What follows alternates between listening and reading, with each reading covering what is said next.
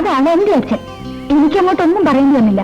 അതിനു മുൻപ് തന്നെ എന്റെ മനസ്സിലെ കുടിയേറി പാർത്തുകാരനെ അച്ഛൻ കണ്ടുപിടിച്ചു കഴിഞ്ഞു. പിടിച്ച് പുറത്താക്കുന്നാണോ? ഇനി ഞാൻ വിചാരിച്ചാൽ പോലും അത് നടപ്പില്ല. ഇനി ഇങ്ങനെ ഒളിച്ചു കളിക്കാൻ എനിക്ക് വയ്യ. വിമൽ ഇനി അമ്മയോട് പറയാതിരിക്കുന്ന എന്താ? എന്റെ വിവാഹ കാര്യത്തെ കുറിച്ച് അമ്മ ആലോചിക്കുന്നുണ്ടെന്നാ തോന്നുന്നത്. എന്നോട് ഇങ്ങോട്ട് ചോദിക്കുമ്പോഴല്ലേ? അടുത്ത ദിവസം തന്നെ അത് സംഭവിക്കും. അപ്പൊ ഞാൻ പറയും. എന്ത്? എന്താ പറയേണ്ടത്? വിമൽ, വിവാഹത്തിന് എനിക്ക് ധൃതിയില്ല. പിന്നെ വിമലിന്റെ ജീവിതം എനിക്ക് സ്ഥാപിച്ചു കിട്ടാനാണ്. അതിന് ഇനി അധികം കാത്തിരിക്കേണ്ടി വരില്ല. പറയൂ. ജീവിതത്തിൽ മനുഷ്യന് വിലമതിക്കാൻ കഴിയാത്ത അവസ്ഥയില്ലേ? തീർച്ചയായും. നമ്മുടെ സ്നേഹത്തെക്കുറിച്ച് ഞാൻ ഇങ്ങനെ പറയും.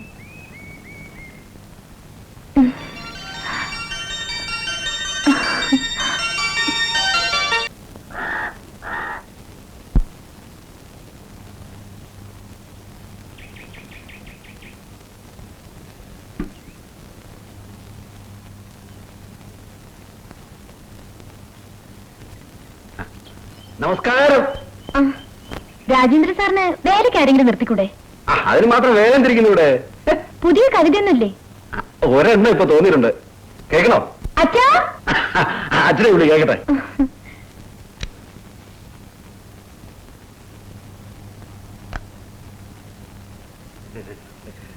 ചൊല്ലട്ടെ. അലക്കിനും അഴുക്കിനും ഇടയിലല്ലോ അലക്കുകാരൻ ജീവിക്കുന്നു. ന്യായാന്യായങ്ങൾക്കിടയിലല്ലോ ഞാൻ എന്റെ നാവിട്ട് അലയ്ക്കുന്നു.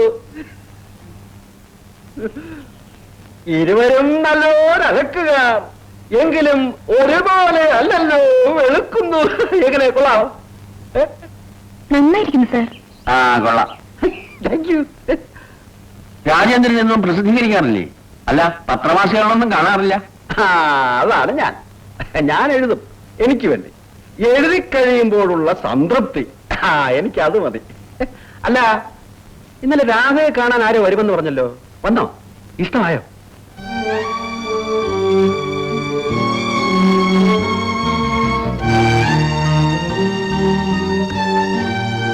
രാജേന്ദ്ര, അവളെ ആർക്കും ഇഷ്ടമാവും. ആ ഇഷ്ടം പോരല്ലോ വരുന്നവർക്ക്. പണം വേണം, പണ്ടങ്ങൾ വേണം, അതും ചില്ലറയും. 100 കണക്കിന് പവന്റെ പണ്ടങ്ങൾ, ലക്ഷക്കണക്കിന് രൂപ. പെണ്ണാണ്, ഭാരമാണ് എന്ന് കരുതി ആർക്കെങ്കിലും പിടിച്ചു കൊടുക്കാൻ തോന്നുന്നുമില്ല. ഇതൊരു തകർന്ന തറവാടാ. ഈ വീടും പുരയിടവും മാത്രമേ ബാക്കിയുള്ളൂ. ചിലപ്പോ തോന്നും ഇതങ്ങോട്ട് വിറ്റ് അവളെ ആരുടെങ്കിലും കൂടെ ഇറക്കി വിട്ടാലോ. അവള് പോയാ പിന്നെ ഞാനൊരു കാവൽക്കാരനെ പോലെ ഇവിടെ തുടരുന്നതിൽ എന്താ അർത്ഥം? ഈയിടെയായി എന്റെ ആരോഗ്യവും തീരെ മോശമാണ്. മരിക്കുന്നതിന് മുമ്പ് വരുന്നത് പോലെ വരട്ടെ.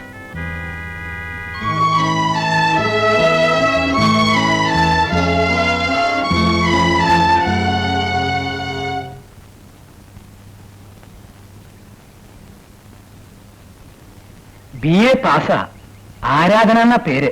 എല്ലാവരും രാധേ എന്ന് വിളിക്കും. കുട്ടി കാണാൻ തരക്കേടൊന്നുമില്ല. നീ തരക്കേടില്ലെന്ന് പറഞ്ഞാൽ പിന്നെ തരക്കേടില്ല തന്നെ. മേലപ്പുറത്ത് തറവാട്ടുകാരാ.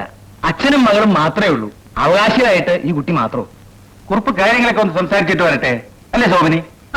എനിക്കൊരു നിർബന്ധം കൂടിയുണ്ട്.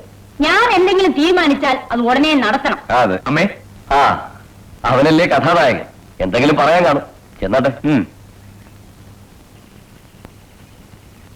എന്താ മോനെ? അമ്മേ, കുറച്ചുനാളായി അമ്മയോട് പറയണമെന്ന് വിചാരിക്കുന്നത്. എന്താ മോനെ? അഡ്വക്കേറ്റ് ഗോപിനാഥ മേനന്റെ മകൾ അർച്ചനയല്ലേ? കോളേജിൽ പഠിക്കുന്ന കാലം മുതൽ ഞങ്ങൾ തമ്മിൽ. ഇത്രയല്ലേ ഉള്ളൂ? നിനക്ക് അവളെ മതിയെന്ന്. എനിക്കും അവളെ ഇഷ്ടമാണ്. ഈ അമ്മ അത് എന്നെ ആലോചിക്കാം. കുറുപ്പേ, ഇത് അന്വേഷിച്ച് അലഞ്ഞ് നടക്കണ്ട. നേരെ ഗോപിനാഥ മേനോന്റെ വീട്ടിലേക്ക് കയറി ചെന്നോളൂ. ഉറപ്പിച്ചോളൂ. കൊച്ചാ, മോളെ, മോക്ക് ചെറിയ അർച്ചനയിൽ വരാൻ പോകുന്നു.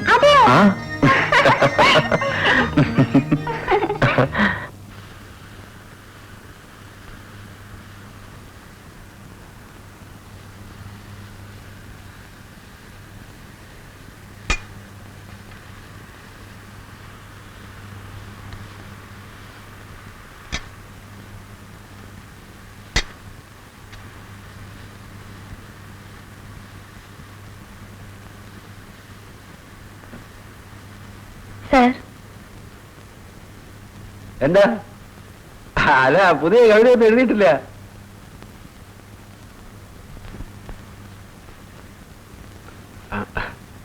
ക്ഷമിക്കണം, ശീലമായി പോയി. നിർത്തിക്കൂടെ? നിർത്തിയിട്ട് എനിക്കൊന്നും നേടാനില്ല. സാറിന്റെ ജീവിതം ആവശ്യമില്ലെങ്കിൽ അതെനിക്ക് തരാമോ സാർ? സാറിന് എന്നെ വിവാഹം ചെയ്യാമോ? എന്താ പറഞ്ഞത്? എന്റെ അച്ഛന്റെ മനസ്സമാധാനത്തിന് വേണ്ടിയാണ്. എന്റെ വിവാഹം നടന്നില്ലെങ്കിൽ ചത്താലും കണ്ണടയില്ല എന്ന് പറയുന്ന എന്റെ അച്ഛന് വേണ്ടിയാണ് സാർ.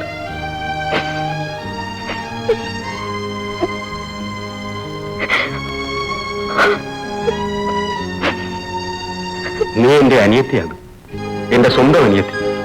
ഒരു ചേട്ടനെ പോലെ നിന്റെ ദുഃഖം എനിക്ക് മനസ്സിലാവുന്നു.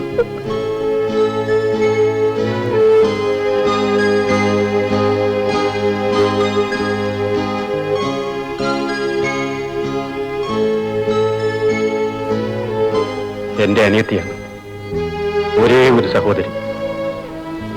അവൾ ഒരാളെ സ്നേഹിച്ചു, അവനുമൊത്ത് ജീവിക്കുക, അതായിരുന്നു അവളുടെ സ്വപ്നം. ആരും എതിർത്തില്ല. നല്ലൊരു ചെറുപ്പക്കാരൻ. അവനും അവളെ ഇഷ്ടമാണെന്നറിഞ്ഞപ്പോ ഞങ്ങൾ സന്തോഷിക്കുകയും ചെയ്തു. പക്ഷേ നടന്നില്ല. പണമായിരുന്നു പ്രശ്നം, പെൺപണം.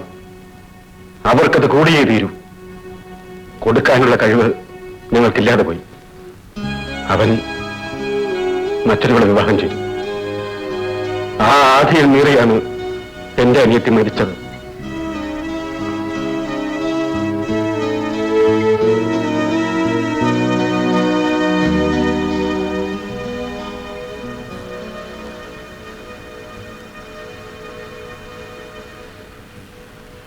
അനിയത്തി, നിന്നെ ഞാനിതാ വീണ്ടും കണ്ടെത്തിയിരിക്കുന്നു. ഇവിടെ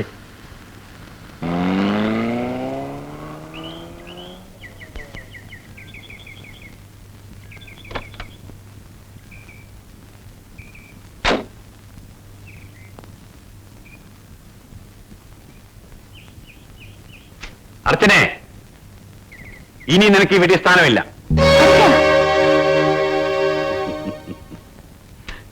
വിമൽകുമാറിന് നഴ്സിംഗ് ഹോം പണിയണമെന്നുണ്ട്. 4 ലക്ഷം രൂപ ചോദിച്ചു. ഞാൻ കൊടുക്കാമെന്ന് പറഞ്ഞു. 100 പവന്റെ ആഭരണങ്ങൾ. സംശയിച്ചെന്നില്ല, അത് ഏറ്റു. സ്ത്രീധനം കിട്ടോ? അങ്ങനെയല്ലേ എന്റെ പേര് പറയുക. ഞാൻ വിടുമോ? പുറമെ ഒരു കാറും കൂടെ ഓഫർ ചെയ്തു. മോളെ, അച്ഛൻ ധാരാളം സമ്പാദിച്ചിട്ടുണ്ട്. നിന്റെ സുഖവും സന്തോഷവുമാണ് ഈ അച്ഛനെ കാണേണ്ടത്. എന്റെ മോള് ഒരിക്കലും ദുഃഖിക്കാൻ ഇടവരരുത്. മരിക്കുമ്പോൾ അങ്ങനെ പറഞ്ഞുകൊണ്ടാണ് നിന്റെ അമ്മ നിന്നെ എന്നെ ഏൽപ്പിച്ചത്. പിന്നെ വിവാഹം ഈ അച്ഛൻ ഈ നാടറിയ നടത്തും.